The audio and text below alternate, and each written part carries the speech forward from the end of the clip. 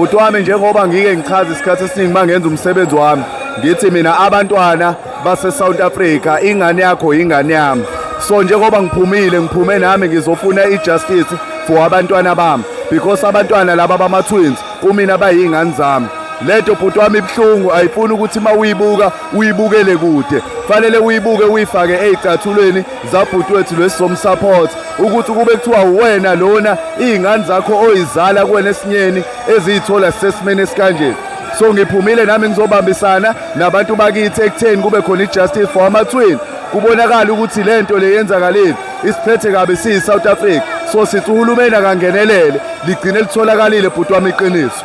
Nje bhuti wami into engingayisho isimo indlela esiyikhona kuyakhombisa ukuthi abantu bomthetho abasisukumeli ngendlela efanele basukumela ngayo. Ngizokwenzela i-example ubaba abantwana uqeda kudutshulwa nje manje ngerabha bullet akekho bephethe isibhamu akekho belwa kuthini size nje kahle siyamasha akekho phethe lutho but nakho siyadubuleka. So nawo amaphoyisa lawa kakhulukazi aqondile siyawacela ukuthi asondele ikwazi bhuti ukuthi ilunge lento ngoba iyinkinga hayi encane futhi.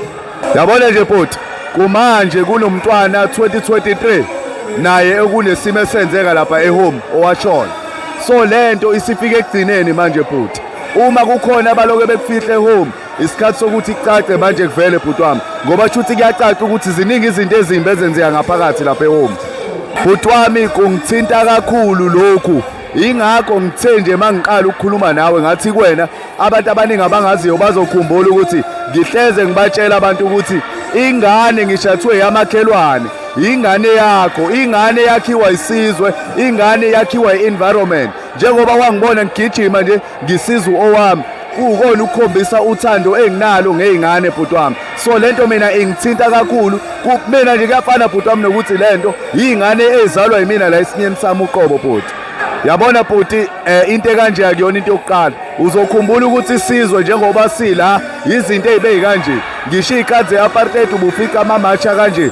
So lokhu okwenziwe yintsha nesizwe nabantu baseThekwini ngiyakujabulela kakhulu bhuti wami ngoba ngesingisi kuthiwa united we stand divided we fall. So uma abantu bese-South Africa makukhona iy'nkinga bezohleze bephuma ngobuningi bawo ugovernment uzoqala bhuti asithathe serious ey'ntweni ey'ningi eziyidingo zethu. Abantu nje bhuti wami abalandela uMbuso Zulu ngizothi nje ngiyabathanda kakhulu. Niyazi ukuthi nina nibona abalandeli bami kodwa umndeni wami kahle kunento engiyenzayo eniyithandayo eyenza ukuthi nisondele kumina. Ngiyacela ukuthi niqhubeke ningisupporte niqhubeke nibe nami kukhulu nje ngisazokwenza ngiyanithembisa.